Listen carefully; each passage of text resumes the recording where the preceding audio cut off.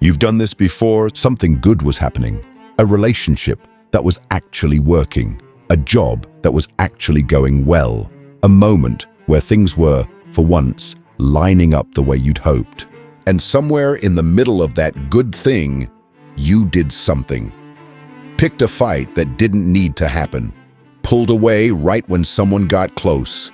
Missed the deadline you could have easily hit. Said the thing you knew would hurt at exactly the moment it would do the most damage.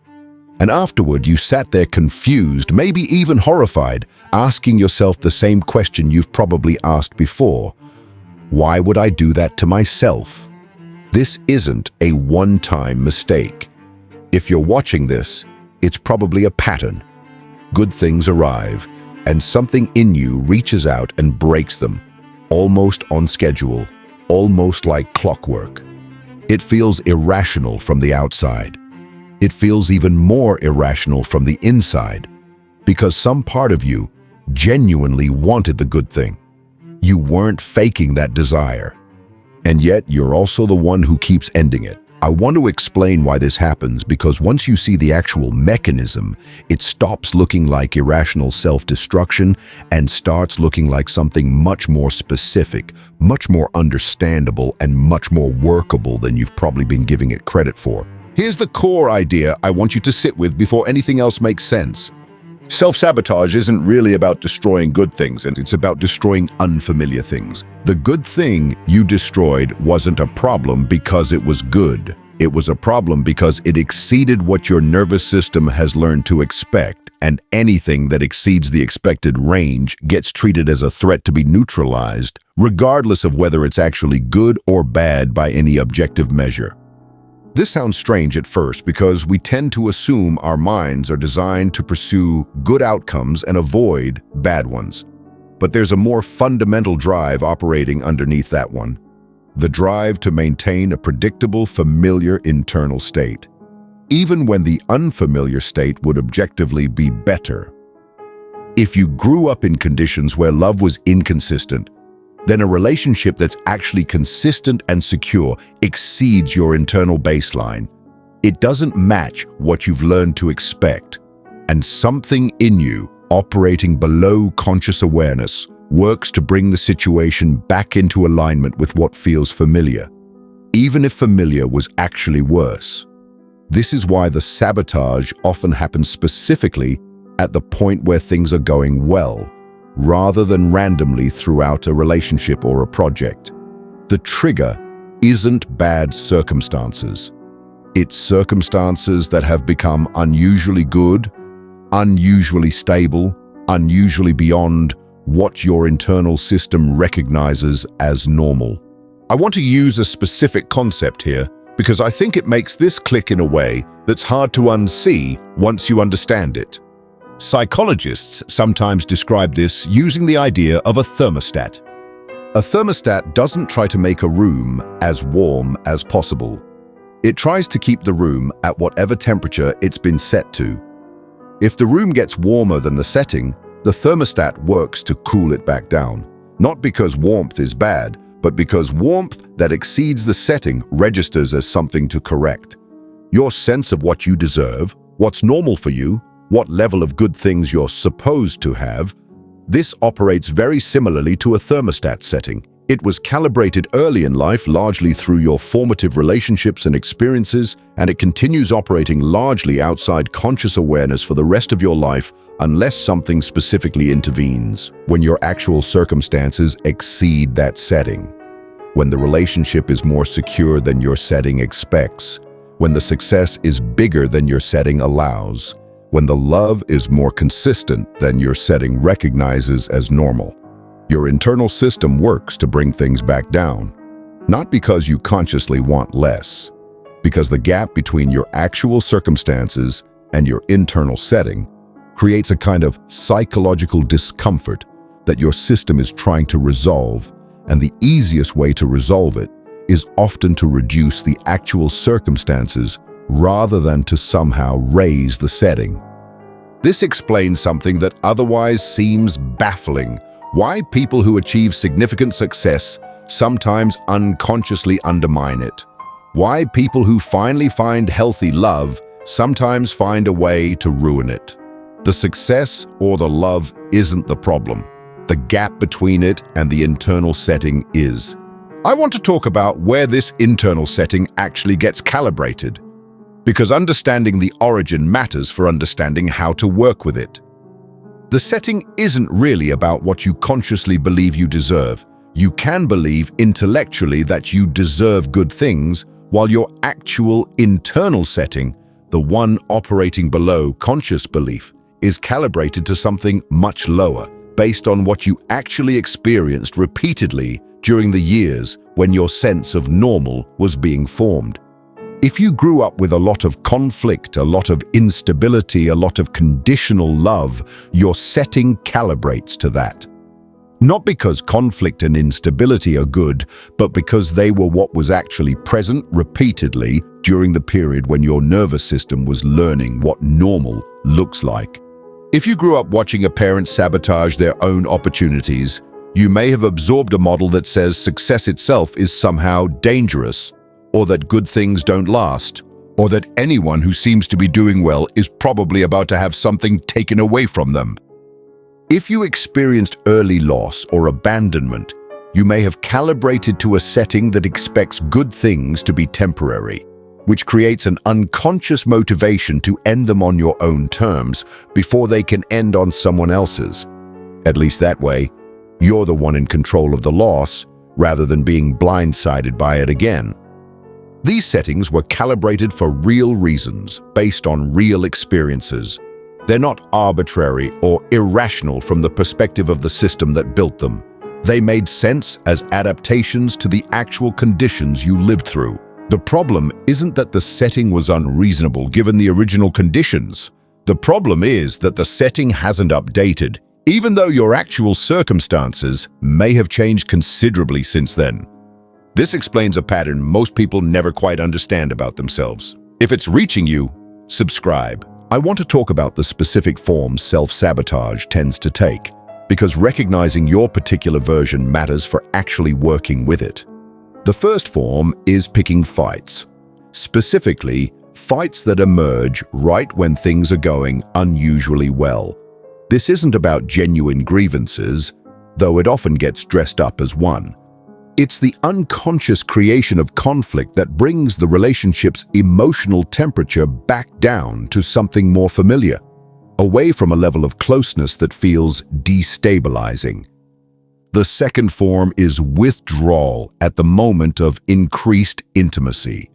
Just as a relationship moves toward a new level of closeness, moving in together, deepening commitment, a level of vulnerability that hasn't been reached before, something pulls back, distance, distraction, sudden busyness, a vague but persistent feeling of needing space. The third form is performance collapse, usually showing up around success rather than relationships specifically. Someone is doing exceptionally well at work, gaining recognition, approaching a threshold of achievement they haven't experienced before. And suddenly, they start missing deadlines, making uncharacteristic mistakes, losing the consistency that got them there in the first place. The fourth form is what might be called preemptive ending. Rather than allowing a good thing to potentially end on its own terms, through someone else's choice, through circumstances outside your control, you end it yourself first, often with enough force or finality that there's no ambiguity about who caused it. This can feel, paradoxically, like taking control, even though what's actually happening is the destruction of something you genuinely wanted. All four of these are variations on the same underlying mechanism, the gap between actual circumstances and internal setting, creating pressure that gets resolved by reducing the actual circumstances rather than addressing the setting itself. I want to talk about something specific that happens around the fear of loss, because it's often the hidden engine behind this entire pattern, even when it's not immediately obvious. If your internal setting includes an expectation that good things are temporary, that they'll be taken away, that they can't be trusted to last. There's a particular kind of anxiety that comes with actually having a good thing, not relief, which is what you'd expect from finally getting something you wanted. Anxiety because now there's something real to lose. This anxiety often becomes more uncomfortable than the original absence of the good thing. When you don't have the relationship, the success, the stability, there's nothing specific to lose, which paradoxically can feel safer than having something valuable that could be taken away at any moment without warning. Self-sabotage, viewed this way, becomes a strategy for managing this specific anxiety. If you end the good thing yourself, you convert an uncertain, anxiety-producing possible future loss into a certain, controlled, present tense loss that you orchestrated. This trades one kind of pain for another, but the second kind, pain you chose, pain with a clear cause, pain that happens on a timeline you controlled, can feel more bearable than the first kind, which involves ongoing uncertainty about when and how the loss might eventually happen. This is, I think, one of the most important things to understand about this entire pattern. It's not really about destroying good things. It's about trading an unbearable uncertainty for a more bearable certainty, even when that certainty is itself painful. The mechanism makes a kind of sense once you see what it's actually solving for, even though what it's solving for, controlled loss instead of uncertain loss, isn't actually the only option available, even though it feels that way in the moment. I want to talk about something that complicates this pattern further. The specific discomfort of being fully seen. A lot of self-sabotage that happens specifically around intimacy isn't really about fear of loss. It's about fear of exposure. As relationships deepen, you become more known. More of your actual self, including the parts you're least comfortable with, the parts you've spent years managing or hiding, becomes visible to another person. This can produce a specific kind of anxiety that has nothing to do with whether the relationship will last and everything to do with whether you can tolerate being seen that fully. If you grew up in an environment where being fully seen wasn't safe, where vulnerability led to criticism, or where your authentic reactions were met with disapproval, then increasing intimacy registers as increasing danger. Even when the actual person you're with poses no real threat, the danger isn't really about them. It's about the exposure itself. Self-sabotage in this context functions as a way to limit how known you become. Creating distance, picking fights, withdrawing. All of these reduce the level of exposure back to something more manageable, even though they also damage the relationship in the process. This is worth distinguishing from the loss-related version of this pattern, because the underlying fear is different, even though the behavior can look similar from the outside. One is primarily about not trusting good things to last.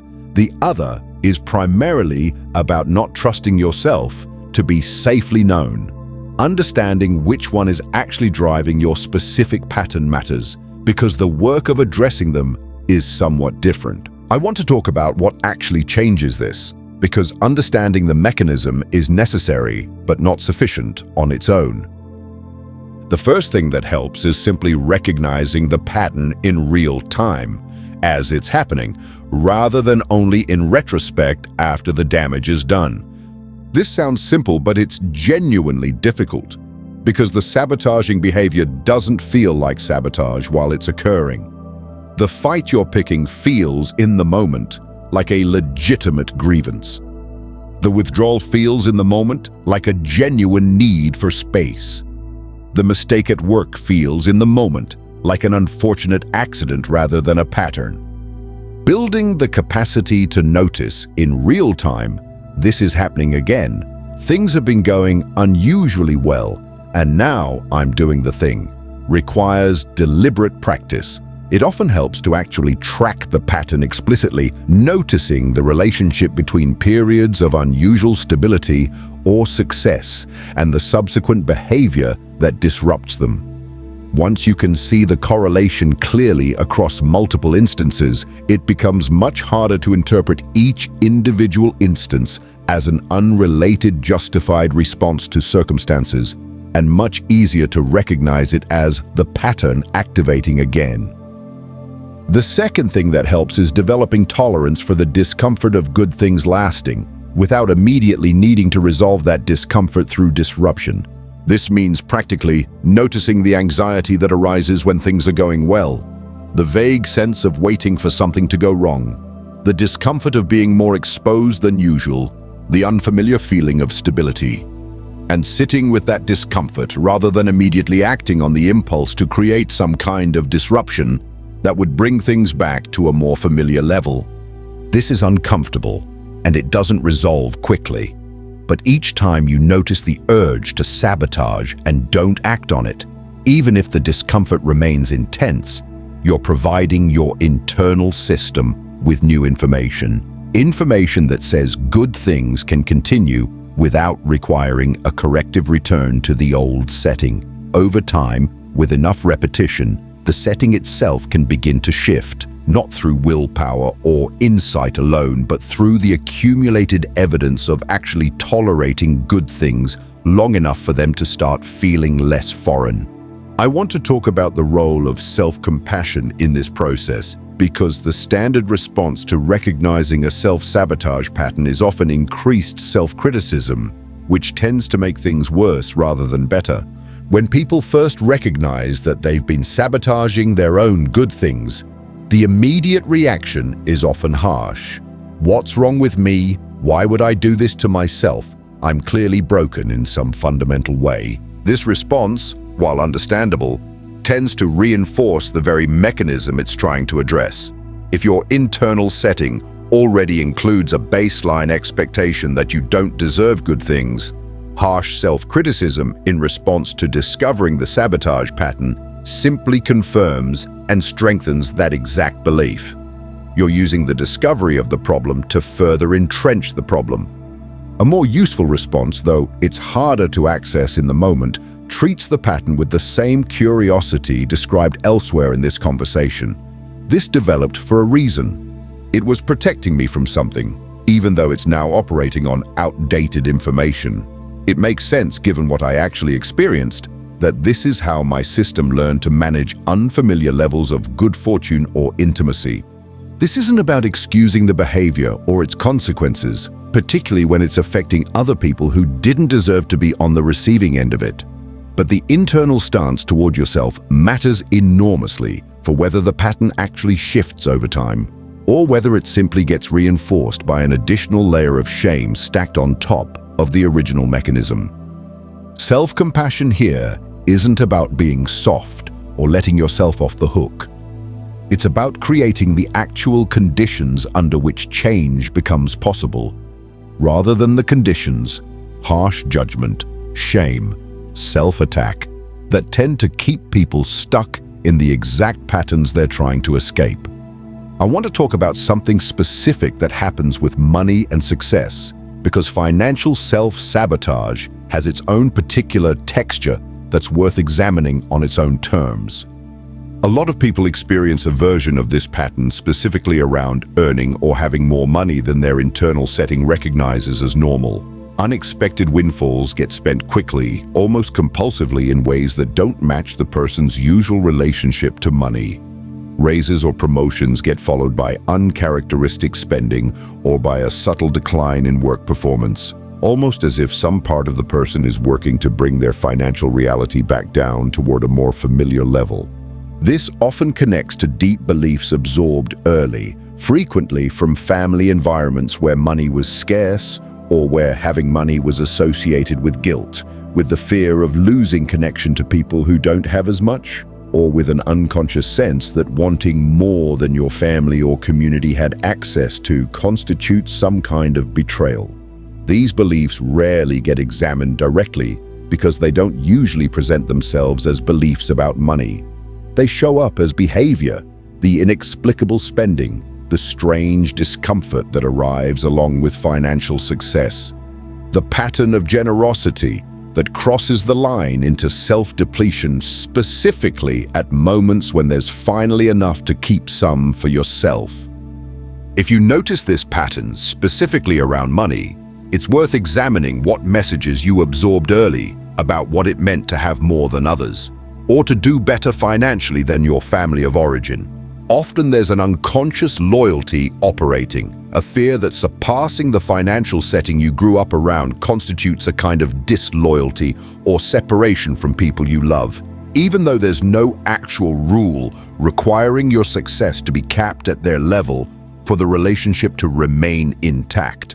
I want to talk about something that often gets missed in this conversation: the difference between sabotage and genuine incompatibility.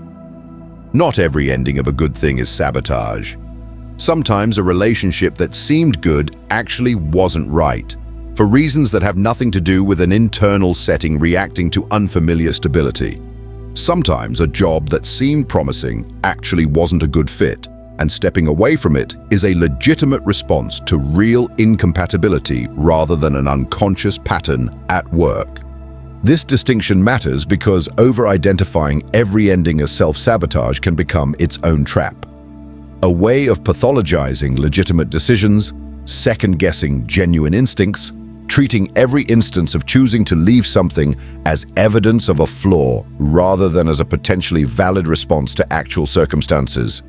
The way to tell the difference is mostly about timing and pattern. Sabotage tends to occur specifically at points of increasing stability or success, often abruptly, often through behavior that the person themselves recognizes afterward as somewhat uncharacteristic or disproportionate to the actual trigger. Legitimate incompatibility tends to reveal itself more gradually, through consistent and accumulating evidence that something fundamental isn't working, rather than through a sudden disruptive act that occurs right when things seem to be going unusually well. If you're trying to determine which dynamic is actually operating in a specific situation, it's worth asking honestly, did this end because of consistent, accumulating evidence over time that it wasn't right? Or did it end abruptly, through my own action, specifically at a moment when things had been going better than they'd ever gone before? The second pattern is far more likely to indicate the mechanism described throughout this conversation, while the first is more likely to represent a legitimate and healthy response to genuine incompatibility. I want to talk about a specific cycle that develops once this pattern has been repeated enough times: the cycle of anticipatory sabotage. Once you've sabotaged good things several times, something additional starts to happen. You begin anticipating the sabotage before it occurs. You notice things going well and immediately feel a kind of dread, not just about whether the good thing will last, but specifically about whether you yourself are going to be the one who ends it. This anticipation creates its own additional layer of difficulty. Now, you're not just managing the original anxiety about unfamiliar stability, you're also managing the meta-anxiety of watching yourself for signs of the sabotage pattern, which can become its own kind of self-fulfilling prophecy. The hypervigilance about whether you're about to sabotage something can itself create the very tension and distance that ends up sabotaging it. This is worth naming directly because it explains why the pattern can feel like it's accelerating or worsening even as you become more aware of it intellectually. Awareness, paradoxically, can initially make things feel more fraught rather than less, because now there's an additional layer of self-surveillance happening that didn't exist before, and that surveillance itself produces a kind of anxious self-consciousness that can interfere with simply being present in the good thing you're trying to protect. The way through this isn't to stop watching for the pattern, it's to hold the watching more lightly, to notice when the anticipatory dread arises and recognize it as its own thing, separate from whatever is actually happening in the relationship or situation right now, rather than treating the anticipation itself as proof that sabotage is imminent. The dread is information about your history. It's not necessarily a prediction about what you're about to do in this specific instance, provided you've actually built some capacity to notice and pause rather than act automatically. I want to talk about something specific that happens in long-term relationships specifically, because the pattern often shows up differently once enough time has passed for genuine stability to develop. In a long relationship where the early instability or volatility has genuinely settled, where both partners have done real work, where trust has actually been built over years, self-sabotage sometimes resurfaces in subtler forms than the dramatic fights or sudden withdrawals that characterize earlier stages. It can show up as a kind of low-grade dissatisfaction that emerges specifically once things have become genuinely stable and secure. A restlessness that doesn't have an obvious cause, a wondering whether something is missing, a subtle pulling towards something that might inject some uncertainty or intensity back into a relationship that has, by any reasonable measure, become exactly what was once hoped for. This version of the pattern is particularly insidious because it doesn't look like sabotage from the inside. It looks like a legitimate question about whether the relationship is still right, whether the spark is gone, whether settling for stability has cost something important. These questions can feel completely genuine, and sometimes they are. But it's worth examining honestly whether this restlessness has a specific relationship to the level of security the relationship has actually achieved. If the dissatisfaction arrived specifically once things became unusually stable, after years of genuine growth and trust building, rather than building gradually from accumulating specific grievances, it's worth considering whether this is the same mechanism in a more mature disguise. Stability exceeding the internal setting, producing discomfort that gets interpreted as relationship dissatisfaction, rather than recognized as the old pattern finding a new, subtler form of expression. I want to close with something about the people affected by this pattern, because self-sabotage rarely happens in isolation, and the impact on others deserves acknowledgement. If you've recognized yourself in this conversation, there are probably people in your life who have been on the receiving end of the sabotage, partners who experienced the sudden distance or the manufactured conflict, colleagues or employers who experienced the inconsistency, friends who watched you pull away right when things were getting closer. These people deserve honesty about what's actually happening once you understand it clearly enough to articulate it, not as an excuse but as context that can change how the relationship moves forward. I think I've been doing this specific thing, and here's what I now understand about why, is a genuinely different conversation than continuing to let the pattern operate silently, leaving the other person to wonder what they did wrong or whether the relationship was ever real to begin with. This kind of honesty requires having actually done some of the work described here first, recognizing the pattern, understanding its origin, developing at least some capacity to notice it in real time. It's not about confessing the mechanism while still fully in its grip, which can sometimes become its own form of avoiding responsibility. It's about bringing genuine understanding into the relationship once you have enough of it to actually offer something useful, rather than just another explanation that doesn't yet translate into different behavior.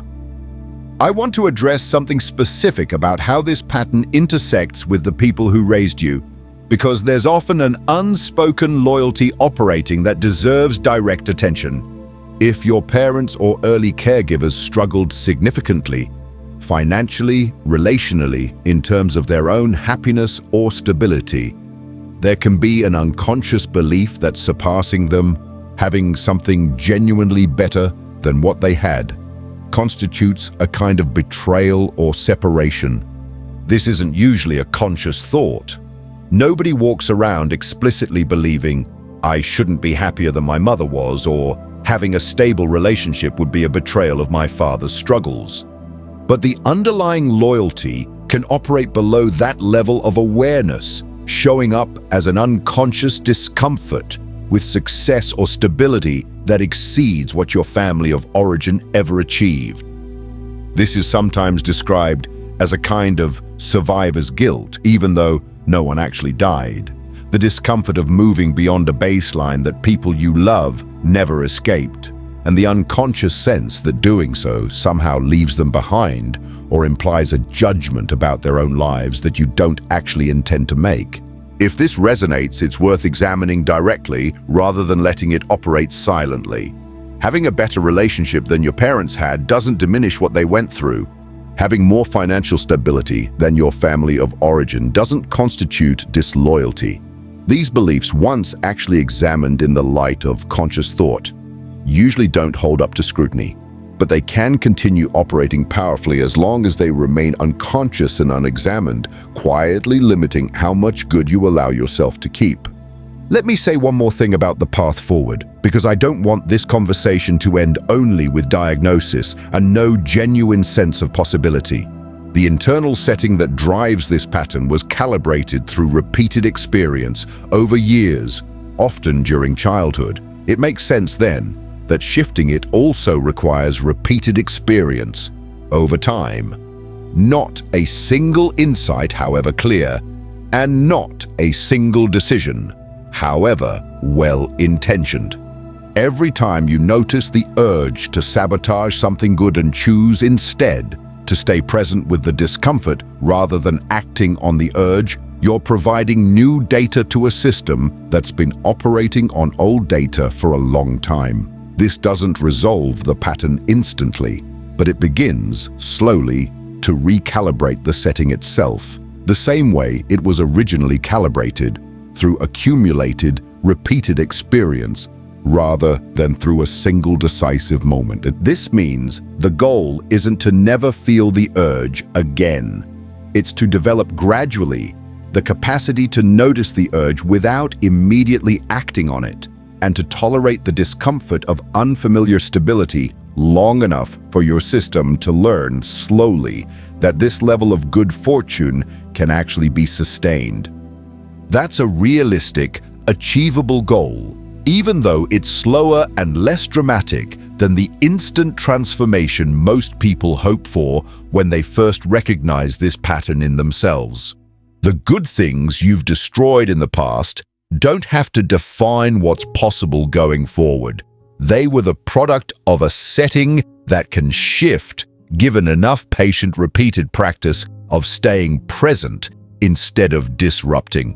One last thought before the comments. If you've recognized yourself extensively in this conversation, you might feel a fresh wave of the very self-criticism this entire piece has been trying to help you move away from. Resist that pull as best you can right now. The pattern made sense given what you experienced. It was never proof that you're broken, undeserving, or incapable of having good things last. It was evidence of a system doing exactly what it was built to do based on information that was accurate once and isn't accurate anymore. That system can update, slowly, through exactly the kind of attention you're bringing to it right now, simply by watching this and recognizing yourself in it. That recognition is already the beginning. For the comments, think about the last time something good fell apart in your life. Was the ending really about the circumstances, or did it happen right around the point things were going unusually well? Notice the pattern. That's where this starts. I'll see you in the next one.